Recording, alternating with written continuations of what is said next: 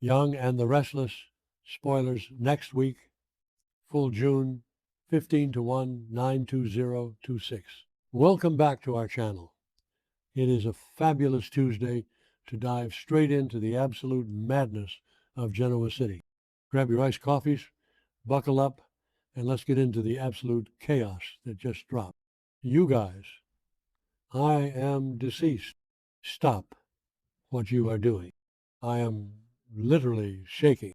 Wait, we need to talk about this now because I am physically vibrating from the sheer audacity of what just went down on our screens. Oh my God, besties. Okay, I'm literally filming this while I'm running errands.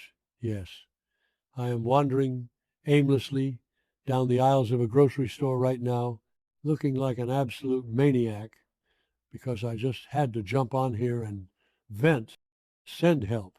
My soul has actually left my body. I was mid skincare and smeared charcoal mask all over the rug when this episode aired, and I literally had to yeet my phone across the room. We are not just watching this show anymore, we are invested, and I am personally attacked by Victor Newman's entire existence today.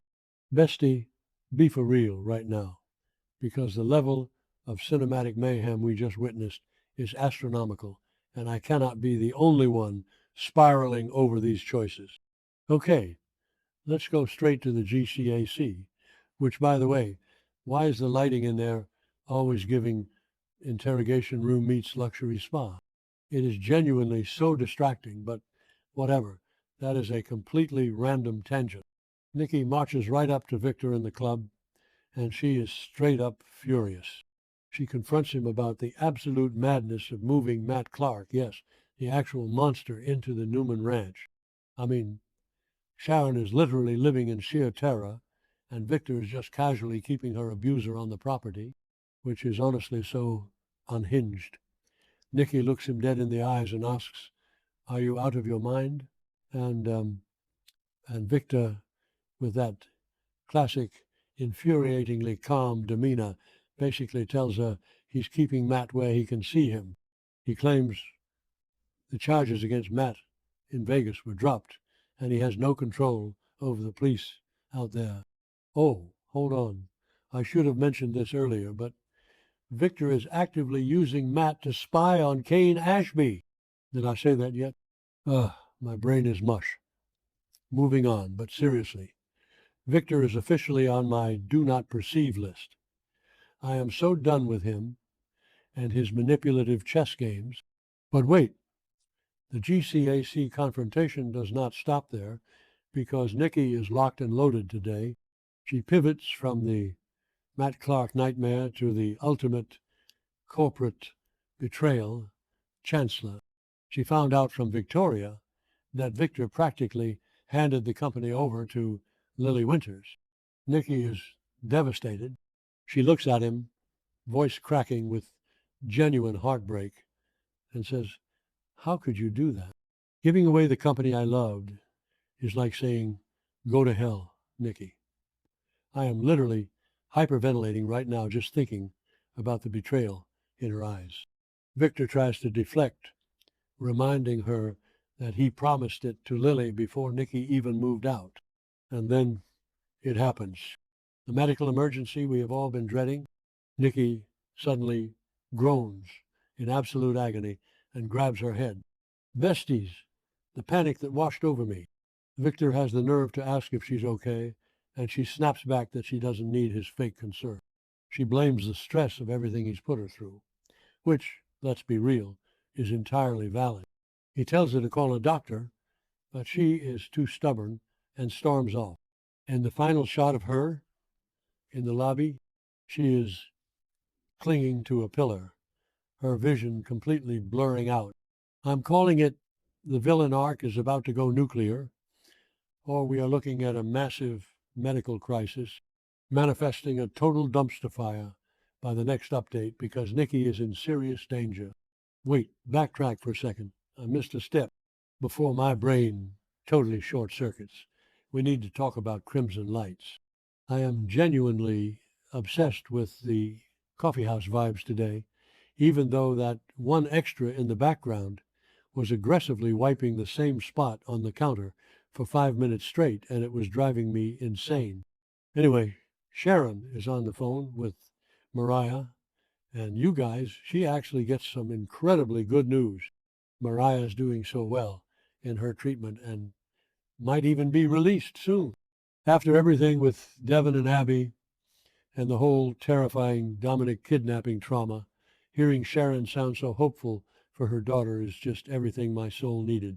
But of course, because this is Genoa City, someone is always lurking in the shadows. Phyllis is straight up eavesdropping from the corner.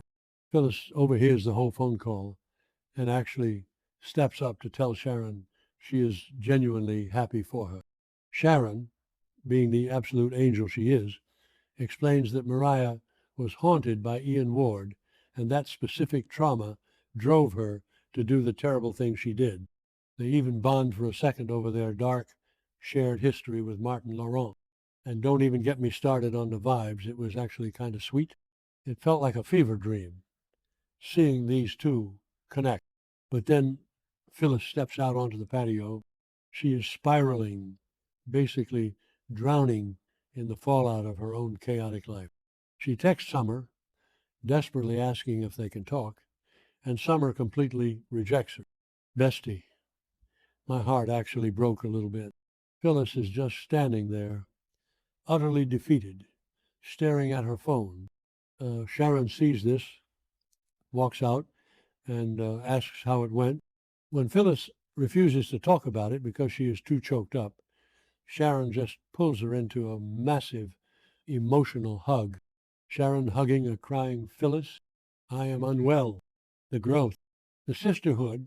My brain is visibly buffering from the sheer audacity of this emotional pivot. I literally cannot handle the emotional whiplash of this episode. Wait, I'm glitching. Okay, back to the main event. We also have to unpack this totally unexpected run-in between Victoria Newman and Sally Spectra. They bump into each other, and the conversation actually gets super deep, super fast. They start talking about Sally's upcoming wedding and her pregnancy. Now, we all know Sally is secretly terrified, completely traumatized by the devastating loss of baby Ava, and Victoria actually shows some real, genuine empathy. Victoria tells her that she understands how incredibly hard it is to face such a devastating loss, but reminds her that every single pregnancy is different. It was a rare moment of genuine human connection for Victoria, who is usually so icy and corporate. But then Sally takes it a step further, and this is where I absolutely lost my mind. Sally straight up asks Victoria to make peace with Billy Abbott.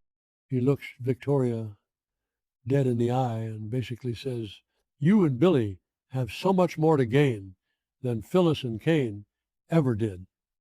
Sally explains that she doesn't want the kids to pick up on all the toxic tension between them. I mean, the absolute maturity jumping out of Sally right now. She is genuinely trying to build a healthy, peaceful environment for her future baby, even while she is internally spiraling about her own life. But asking Victoria to just let go of her Billy baggage. Good luck, bestie. That is a tall order.